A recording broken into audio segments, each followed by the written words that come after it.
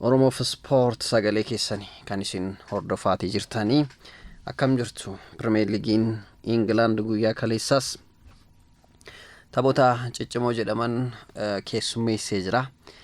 Deeggartoota Arsenaaliif garuu oduu gammachiisaa garee faallaatiif immoo tarii oduu gaddisiisaa ta'uu danda'a.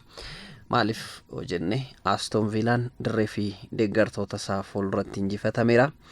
Akkasumas Manchester Cityn gara dirree Tottenham Hotspur malee qabxii gatee deebi'uu danda'eera. Manchester United immoo Old Trafford irratti falmii cimaa fi falmii guddaa booddee Fulham wajjin taphni adeemsise injifannoo kilabichaa yookiin injifannoo Manchester United goolii 3-2 goolabamuu danda'eera. Tapha Manchester United Fulham wajjin taphate irratti wantoota jajjaboo jedhaman haa kaasnu.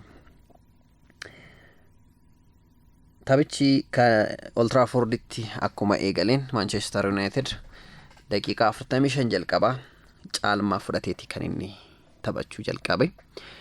Akkuma beekamu torbeewwan lamaan darban Manchester City fi Arsenal tokko dirree isaa irratti tokko dirreedhaan ala malee injifachuun isaa kan yaadatamudha. Gareen Michael Carrick durfamu Manchester United jechuudha. Sana booddee taphni Fulham wajjin taphatullee tapha murteessaa akka ta'etti kan inni dubbatamaa ture. Sababiin isaayyuu ammatti Michael Carrick qiixa bahuun isaaf xiqqaadha jechuun ni danda'ama. Egaa Manchester United fi taphni Fulham saatii inni itti eegale saatii 11 ture. Taphichi eegalee daqiiqaawwan 19 yeroo lakkoofsifamanitti goolii miidhagduu Bruno Fernandes miidhagsee kenneef yookiin kubbaa rogaa dabarsee rukuteen Casemiro addaan itti buudhaan Manchester United goolii 1-2 akka dursu taasifame. Dursa fudhatee boqonnaa erga bahee booddee daqiiqaa 56 irratti Casemiro sarara walakkaarraa kubbaa miidhagduu Maatiyaas Kunyaaf dabarsee erga kenne goolii lammaffaa lakkoofsisanii Manchester United daqiiqaa 85tti goolii 2-2 dursuu eegale. Daqiiqaa 85 yeroo jedhu Raul Jimenez penaltii argateetti fayyadamuudhaan Fulham gara taphaatti deebisuudhaan goolii 2-1 haga daqiiqaa 90tti turani.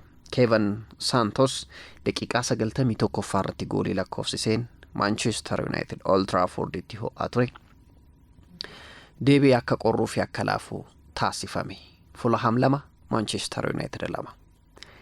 Kilaboota gurguddoo jedhaman kanneen akka Manchester City fi Arsenal injifatee Fulham waliin qiixa bahuuf daqiiqaawwan muraasni yeroo hafutti Benjamin Sheshkon kubbaa Bruno Fernandes mijeessee fi kenneen daqiiqaa 94 irratti Manchester United injifannoodhaan akka goolabamu ta'e. Gareen Marco Silvaatiin durfamu Fulham daqiiqaawwan 80 booddee yaaliin Manchester United irraa qabxii fudhatanii bahuuf taasisan kan dinqisiifataman turan. Manchester United guyyaa kaleessaa akkaataan taphasaa 4-2-3-1 fayyadameeti kan inni ture. Seellaameensi goolii eegaa Diago Dalot, Harry Maguire, Lisandro Martinez fi Luke Shaw sarreettisaa, Casemiro fi Kobbie Mainoo defensive midfielder bakka jedhamu, Amad Diallo, Bruno Fernandes fi Maatiyaas Kunyaa sarara fuuldura, Brian Mbeumo ammoo lakkoofsa 9 akka eegalan taasifame. Gareen Marco Silvaatiin durfamu ammoo Leenoodhaan goolii eegaa. Sana booddee Castagne, Henderson, Quenya, Robinson ammoo sarara ittisaa irratti, Alex Iwobi, Sanderberg immoo sarara defensive midfielder bakka jedhamu, Chikwueze, Smith Rowe fi Harry Wilson ammoo sarara fuuldura lakkoofsa 9 irratti ammoo Raul Jimenez fayyadamaniiti kan isaan turanii jechuudha. Fulham taphichi caalmaan daqiiqaawwan 45 jalqaba kan Manchester United akka ta'e isiniif kaaseen ture. Daqiiqaa 45 booddee garuu daqiiqaawwan 60 booddee garuu Fulham caalmaa taphaa fudhateeti kan inni taphachuu danda'e. Gareen Marco Silva haga xumuraatti falmateera jechuun ni danda'ama. Ta'us Manchester United goolii 3-2 injifachuudhaan qabxii isaallee gara 41tti ol siqsatee sadarkaa isaa gara arfaffaatti siquu danda'eera. Aston Villa irraa qabxii 5, Manchester City irraa qabxii 6, Arsenal irraa qabxii 12 fagaatee jechuudha. Chelseadhaan qabxii tokko caala, Liverpoolinis qabxii tokko caala. Egaa Michael Carrick tapha sadaffaa isaaniitti walitti aansanii kan isaan injifatan. Torbee dhufus asuma Old Trafforditti deeggartoota Manchester United gammachiisuudhaaf tapha kan biraa Tottenham Hotspur wajjin taphata. Torbee 26 West Ham wajjin, 27 Everton wajjin, 28 Crystal Palace wajjin, 29 Newcastle wajjin. Tarii torbee 30 irratti tapha cimaa tokko qaba Aston Villa wajjin. Torbee 33 Chelsea wajjin, torbee 35 Liverpool wajjin, Sunderland, Nottingham Forest, xumura irratti Brighton Hove Albion kan goola butaa jechuudha. Tapha Aston Villaan dirree isaa irratti fayyadamuu dadhabee injifatame. Xiqqaate qabxii isaa gara 49tti ol siqsuudhaan garaagarummaa qabxii Arsenal wajjin qabu gara 4tti dhiphisuu kan danda'u osoo ittiin fayyadamin kan itti hafe. Gareen Unai Emerytiin durfamu Aston Villaan garee Kees Andreesiin durfamu Brentfordiif harka kennee galeera. Dirree isaa Villa Park irratti taphichi kan adeemsifame.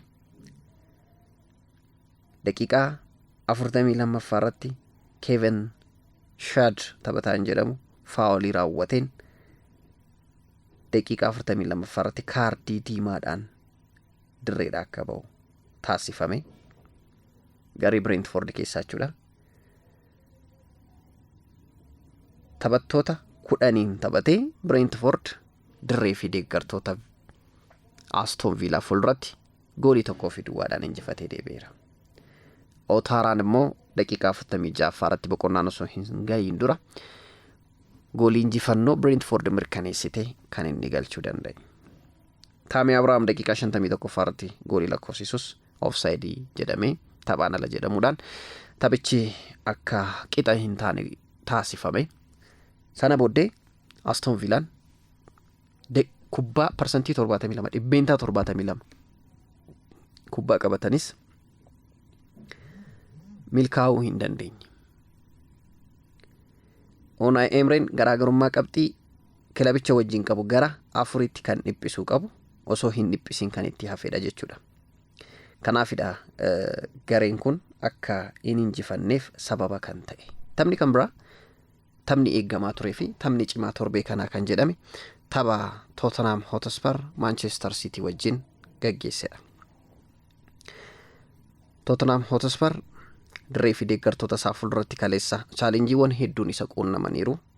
Isaan keessaa immoo inni tokkoo fi inni tokko deeggartoota turani. Deeggartoonni Tottenham Hotspur guyyaa kaleessaa deeggartoota Manchester City ta'anii gara dirreetti kan seenan. Sababbiin isaa Arsenal waancaa haga injifatu, Manchester Cityin waancaa haa injifatu. Bara 2022 bara 2023 yaanni kun ka'eeti kan inni ture.